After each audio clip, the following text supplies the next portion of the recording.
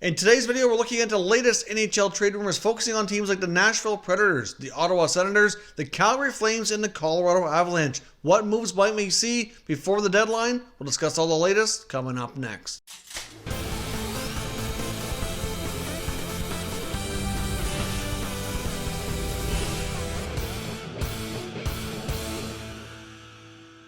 So welcome back to another video here at Top Shelf Hockey. As I mentioned today, we're taking a look at the latest NHL trade rumors from around the league. I want to get started with some of the information that was discussed by Elliot Friedman and Chris Johnson on the latest Hockey Night in Canada Saturday headlines segment this past weekend here, with a lot of great information coming out, especially on the Calgary Flames. Elliot Friedman went on to talk about the Flames discussing how they recently acquired some new cap space by trading forward Michael Frolik to the Buffalo Sabres. It's been known here that they do want to use the cap space. Brad Treliving, the GM of the Flames, made that known the day of the trade, indicating he was looking to add additional players to his roster and planned to use the cap space. But Friedman's now reporting that they really aren't interested in any kind of rental players, that they'd like to use the space to add a more longer-term roster player who's going to stick around for some time. Somebody's got term under contract that fits into the current makeup here of the Calgary Flames.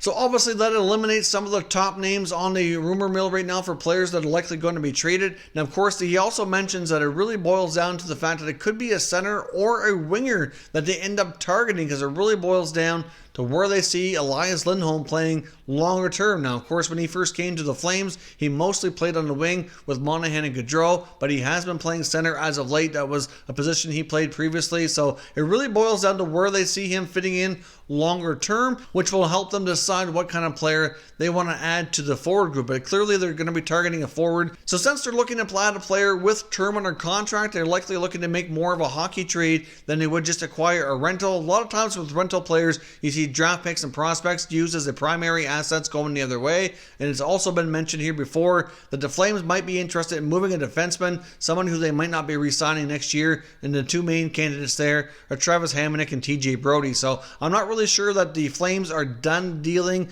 with the current roster. They're not necessarily just going to add. I think that other roster players could be included. Now, not just the defenseman I mentioned, but even forwards like Mark Jankowski and Sam Bennett's names have been out there as well. So I do see the Flames looking to make a move based on what Friedman's saying. It makes sense here that they don't want to just add somebody on a short-term basis. If they're going to give up assets and use that cap space, they want somebody with term who's going to stick around and fit in with the team on a longer-term basis. So let me know which players you think out there make the most sense for the Flames to try to acquire. Give me your mock trades down in the comments and we can discuss further. Now, Elliot Friedman's also recently discussed the Nashville Predators and whether or not they might be looking to make some moves, not only on the ice, but behind the bench as well. Could head coach Peter Laviolette be on the hot seat? This team has been built to win by GM David Poile. He's made several moves over the last 3 or 4 years, building this team into contention status, and they've come really close going to the finals a few years back, and they've been working hard to get back to that point really ever since,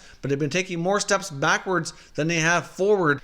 Clearly, the Predators are in need of a change right now. They're not in a playoff spot. They're not having a great season. A very inconsistent team this year, who did spend a lot on free agency last year, acquiring Matt Duchene. Of course, they've had some other guys not really working out. They also traded PK Subban during the offseason as well, creating a different look to their blue line. And so far, things just are not working out. So what are the Predators going to do? David Poile was asked about a potential coaching change. At that point, it was certainly a great opportunity for him to give Laviolette a vote of confidence, give him a bit of an endorsement, but he didn't take that opportunity at all. All he would say is that he's not considering it at this time, and I would like to think that that very well could change if things spiral down a little bit further here over the next few weeks. Now, of course, there's some good NHL coaches out there who are looking for work, and it's not quite clear if some of the recently fired NHL coaches that have good experience would want to jump right back into another role here, but certainly a guy like John Hines or Peter DeBoer would come to mind as a potential fit there in Nashville, should David Poile decide that Laviolette needs to go in and need a new voice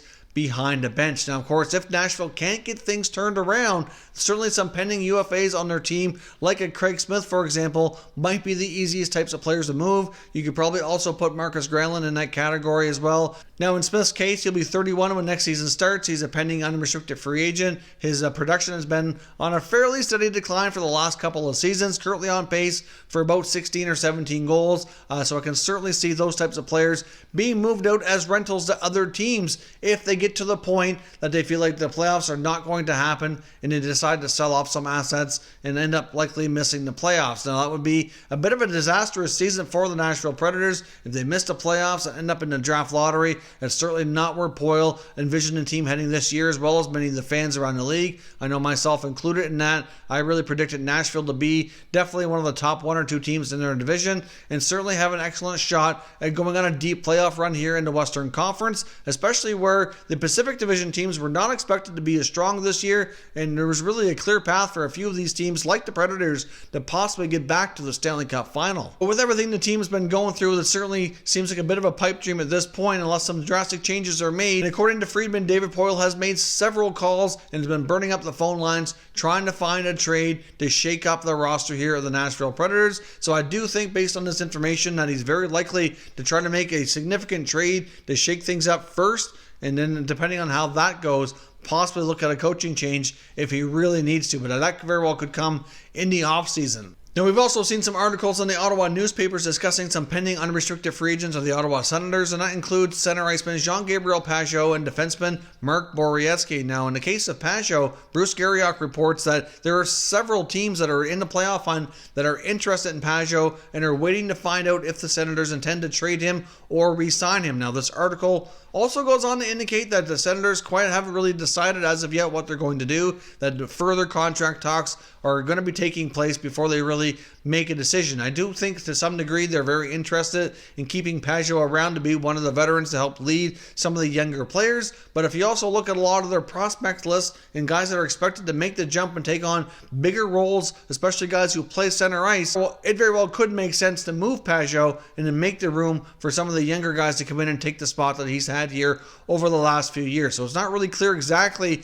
what the Senators' plans are. He goes on to mention several of the playoff teams, as I mentioned, including division rivals, the Boston Bruins, teams in the Western Conference like the Calgary Flames, Colorado Avalanche, Edmonton Oilers, even mentions other teams in the Eastern Conference as well, like the Pittsburgh Penguins. So there's all kinds of interest, according to Garriock, around Jean-Gabriel Pageau, which does not surprise me. He's having a phenomenal season, going to end up setting career highs in goals, very responsible two-way player, has had some huge playoff performances in the past for the Senators. He seems to play the best in the biggest games when it matters most, so I can certainly understand why teams would be interested in him not only as a playoff rental, but as a potential player that they want to sign and keep around in their organization for an extended time. Now, sticking with one of the teams mentioned in the interest with Pageau, we'll go to the Colorado Avalanche next, where Colorado Hockey Now reporter Adrian Dater is reporting that the Avalanche are certainly having heavy interest in adding a forward before the trade deadline comes and goes, and that the two main guys they're looking at really are Tyler Toffoli and Chris Kreider. Now, both of these guys make sense for different reasons.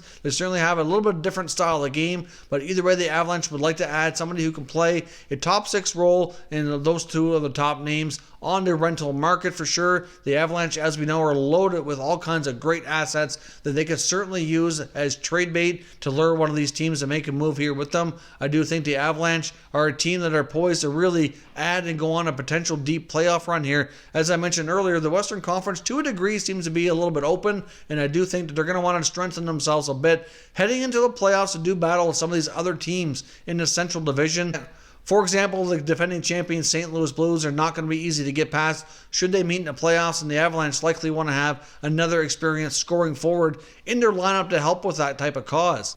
Now, in regards to Chris Kreider, it also reports that the New York Rangers have not completely decided if they're going to trade him or not. There likely will be some contract talks leading into the deadline, but as of right now, we don't have any reports to indicate that they really had any kind of meaningful talks or conversations or negotiations here as of yet, but certainly something that likely will take place over the next few weeks as we start getting closer and closer to the NHL trade deadline. But another team watching the Kreider situation closely is the Boston Bruins. Now, of course, Kreider is from that area. I think he'd be a terrific fit with the Bruins. Certainly plays the type of game that molds well with their current group of forwards and how the Bruins like to play their games. So I do think he'd be a terrific fit there. And the history that the Rangers and Bruins have had over the last few years making some deals certainly doesn't hurt either. So according to these recent reports, I think we can say that the Avalanche and the Bruins appear to be the teams to have the most interest in Chris Kreider, but the Rangers haven't completely decided what they're going to do. So if you're either of these teams, let me know what your mock trades would be. If you're a Bruins or Colorado Avalanche fan, what do you think it would take and what would you be willing to give up to make that type of acquisition ahead of the NHL playoffs? So that's all your news and notes for today. Of course, as always, like I mentioned, I want to know your thoughts and opinions on everything discussed here today. Let me know what your mock trades are. What kind of deals do you think we're going to see ahead of the NHL trade deadline? Let me know your thoughts down in the comments and we can continue the conversation. If you're new to the channel, consider subscribing and turning on your notifications. Consider joining the Top Shelf Hockey membership option as well for some great perks in return. Thank you very much for watching, everybody, and we will catch you next time.